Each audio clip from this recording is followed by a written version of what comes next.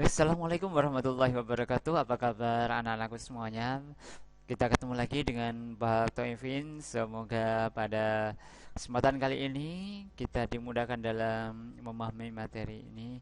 Kita juga dalam kondisi sehat walafiat. Ya. Sebelum kita mulai pelajaran pada kali ini, marilah kita berdoa terlebih dahulu. Berdoa mulai. A'udzubillahi minasyaitonirrajim. Bismillahirrahmanirrahim. Rabbi zidni ilma warzuqni fahma. Rabbi shrah li sadri wa yassir li amri wahlul 'uqdatam min lisani yafqahu qawli. Amin. Alhamdulillahirabbil alamin.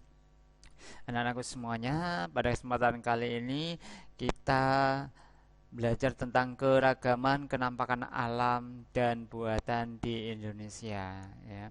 Ya, ada kenampakan alam, ada kenampakan buatan. Berarti kalau buatan berarti adanya campur tangan manusia. Baik, anak-anak, kita lanjut ke materi terlebih dahulu. Apa pengertian dari kenampakan alam? Ya, kenampakan alam adalah segala sesuatu yang ada di alam, merupakan hasil dari peristiwa alam dan bukan hasil dari aktivitas yang dibuat oleh manusia. Ya, bukan dibuat oleh manusia. Contohnya adalah dataran tinggi yang bisa terbentuk dari adanya aktivitas vulkanisme, yaitu gunung yang meletus dengan kekuatan tinggi hingga menyebabkan puncak gunung menjadi datar. Nah, daratan, ya, kita lihat daratan merupakan bagian dari permukaan bumi yang tidak digenangi air. Ya. Ini termasuk kenampakan alam, ya, yang ada di daratan. Ya.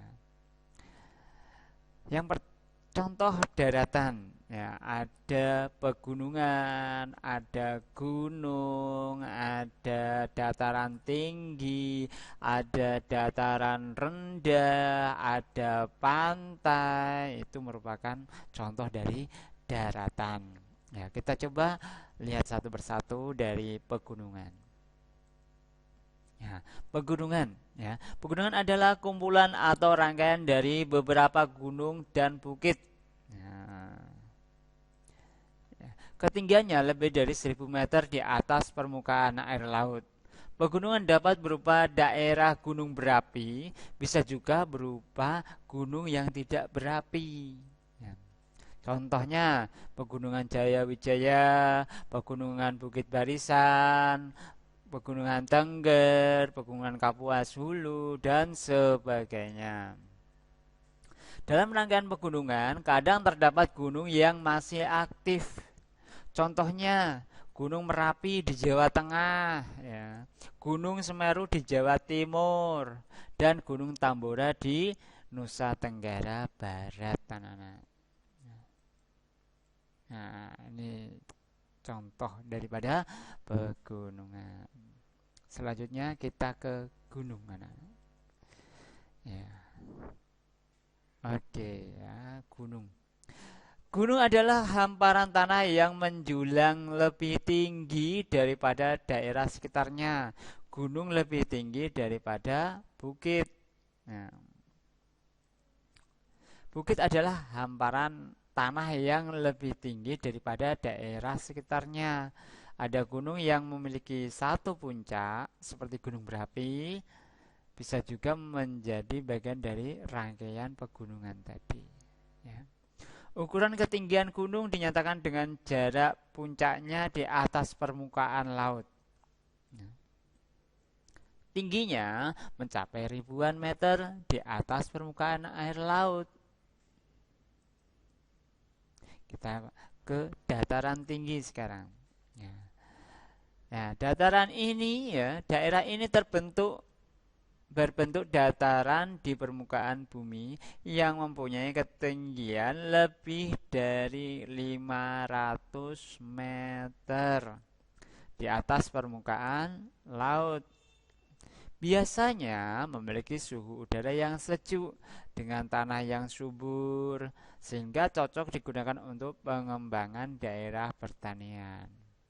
Terdapat pula dataran tinggi yang puncaknya datar dan cukup luas yang biasa disebut plateau, ya TAU, ya plateau. Ya. Plateau juga dapat diartikan sebagai dataran luas yang bergelombang dan berbukit-bukit serta terletak pada ketinggian di atas 200 meter yang terbentuk sebagai hasil erosi dan sedimentasi. Contohnya antara lain dataran tinggi di wilayah Deccan, yaitu terletak di India. Ada dataran tinggi Gayo yang terletak di Aceh, dataran tinggi Malang di Jawa Timur, dataran tinggi Alas yang terletak di Aceh. Selain itu, dataran tinggi bisa juga terjadi karena sebelumnya berbentuk kaldera yang luas yang tertimbun material dari lereng gunung sekitarnya. Untuk kategori terakhir ini, salah satu contohnya berada di Dieng, di Jawa Tengah. Mungkin kalian pernah ke sana ya. Baik, kita selanjutnya ke dataran rendah. Ya. Dataran rendah adalah bentangan tanah datar yang sangat luas pada ketinggian kurang dari 200 meter di atas permukaan laut. Nah, biasanya bentuknya seperti ini. Wah, bagus sekali ya kalau dilihat dari atas. Oke, kita ke pantai ya, yang suka ke pantai. Ya. Pantai adalah perbatasan antara daratan dan lautan. Yuk kita lihat seperti apa. Seperti ini. Salah satu contohnya. Manfaatnya, ada yang untuk pelabuhan, ya atau berlabuhnya berbagai jenis kapal dan perahu, berbagai objek wisata, ya ini contohnya ya. Kadang ini ya kalau seperti ini biasanya untuk objek wisata. Ya. Baik, kita lanjut ke penampakan alam berikutnya yaitu berupa perairan anak-anak. Nah, contohnya apa ya? Di Indonesia memiliki wilayah perairan yang sangat luas ya, yaitu 2/3 bagian dari keseluruhan luas wilayah negara. Wilayah perairan ini terdiri atas danau ya, ada sungai, terus ada rawa, ada selat, dan yang paling luas anak-anak, ada laut ya, ada laut ya. Baik, kita coba lihat satu persatu ya. Kita mulai dari danau. Danau adalah permukaan bumi berupa cekungan yang sangat luas dan digenangi air. Terbentuknya danau ada yang berasal dari letusan gunung berapi, contohnya Danau Kelimutu, Danau Toba, Danau Singkara. Ya. Manfaatnya biasanya untuk perikanan, pengairan, tempat wisata, dan persediaan air. Nah, ini kalau yang ini contohnya dari Danau Segoro Anak. Selanjutnya kita ke rawa. Rawa merupakan tanah yang digenangi air. Rawa banyak dijumpai di daerah pesisir timur Pulau Sumatera, Kalimantan Selatan, bagian barat, serta Papua bagian barat dan selatan. Manfaatnya apa? Rawa yang terdapat di tepi pantai banyak ditumbuhi pohon bakau. Pohon bakau bermanfaat untuk mencegah erosi pantai. Ya, kita lihat ini ada rawa. Ya. Oke, selanjutnya kita ke sungai ya anak-anak. Ke sungai. Nah, sungai merupakan bagian dari permukaan bumi yang rendah dan dialiri oleh air. Air itu mengalir dari dataran tinggi yang disebut hulu sungai menuju dataran rendah dan bermuara di laut. Nah, manfaatnya apa? Ya bisa untuk sarana transportasi, untuk budidaya ikan, untuk pengairan, untuk sumber tenaga listrik. Nah, coba lihat, ini ada Sungai Berau yang terdapat di Kalimantan. Ya, lanjut kita ke selat. Ya. Selat adalah laut yang sempit. Laut sempit namanya selat. Di antara dua pulau, letak Indonesia dibatasi oleh lautan, ya. Ya, tadi selat laut yang sempit di antara dua pulau. Sedangkan letak Indonesia dibatasi oleh lautan luas, menjadikan jarak antara satu pulau dengan yang lainnya. Oleh karena itu, kita memiliki banyak selat, anak-anak. Ya. Ya, coba. Di sini ada Selat Sunda. Nanti kalau kalian lihat peta, itu banyak sekali selat-selat yang ada di Indonesia. Oke, kita sekarang ke laut.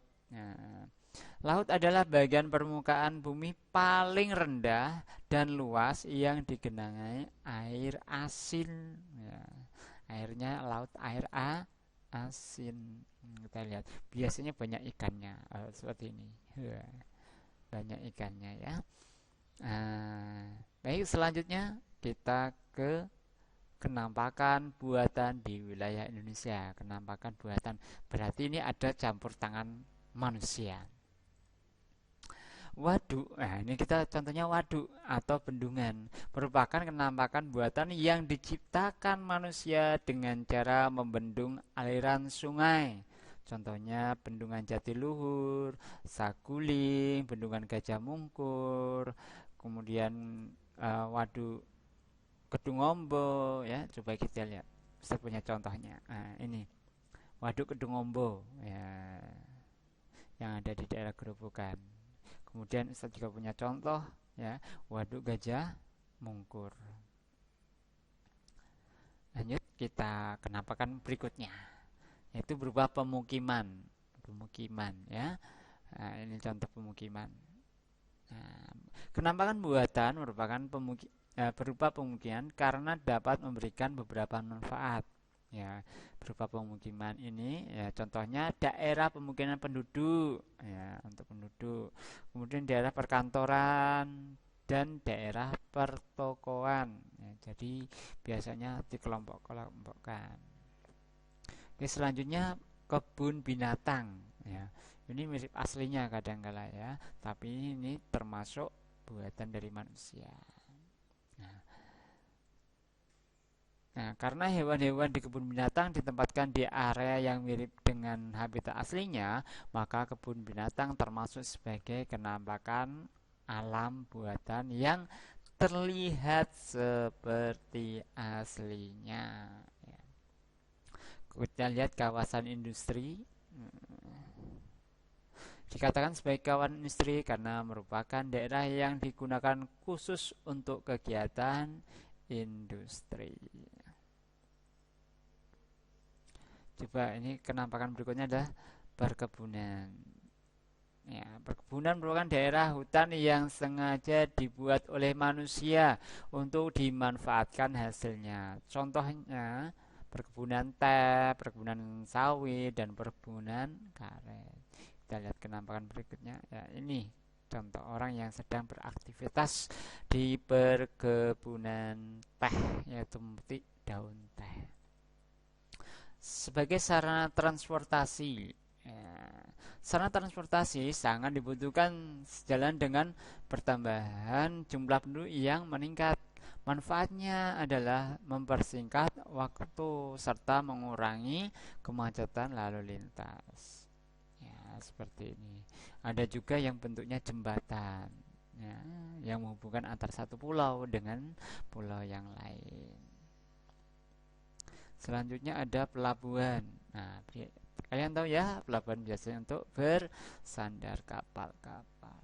Ya, pelabuhan biasanya berada di tepi pantai, berguna untuk bersandar kapal yang berhenti di suatu kota tertentu. Selain itu, pelabuhan juga diperlukan untuk menaik turunkan penumpang serta barang-barang yang diantarkan dengan jalur laut. Nah, kenampakan alam juga mengakibatkan ada juga pembagian waktu, anak-anak. Ya, kita lihat ada pembagian waktu di Indonesia. Indonesia dibagi menjadi berapa waktu, anak-anak? Ya, betul sekali. Ada tiga. Kita lihat petanya. Nah, ada tiga. Ada WIB, ada WITA, ada WIT. WIB waktu Indonesia bagian barat, WITA waktu Indonesia bagian tengah, WIT waktu Indonesia bagian timur. Ada selisihnya nih, ya. Ada selisihnya antara WIB dan WITA, selisihnya 1 jam. Antara WIB dan WIT, ya, selisihnya 2 jam. Kalau sekarang di sini jam 7, di sana berarti jam 9. Oke, mana saja daerah anggota yang masuk WIB, ya.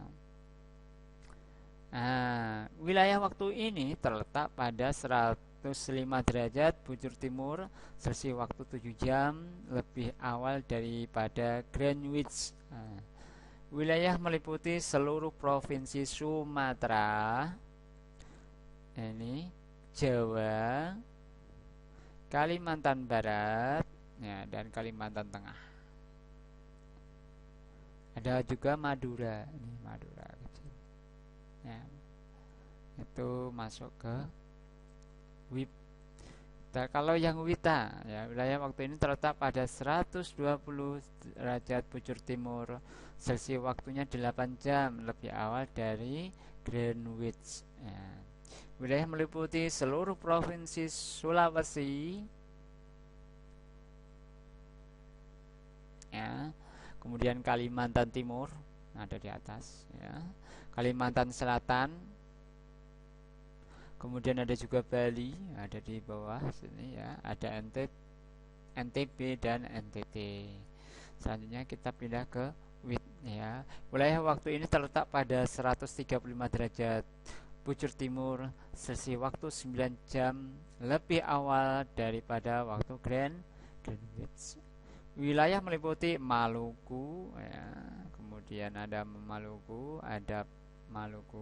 ya, kemudian dan Papua serta pulau-pulau kecil yang ada di sekitar sini, ya. Nah, begitu anak-anak. Semoga pelajaran kali ini dapat kalian mengerti, dapat kalian pahami. Kalau ingin melihat kembali, kalau belum paham bisa melihat kembali.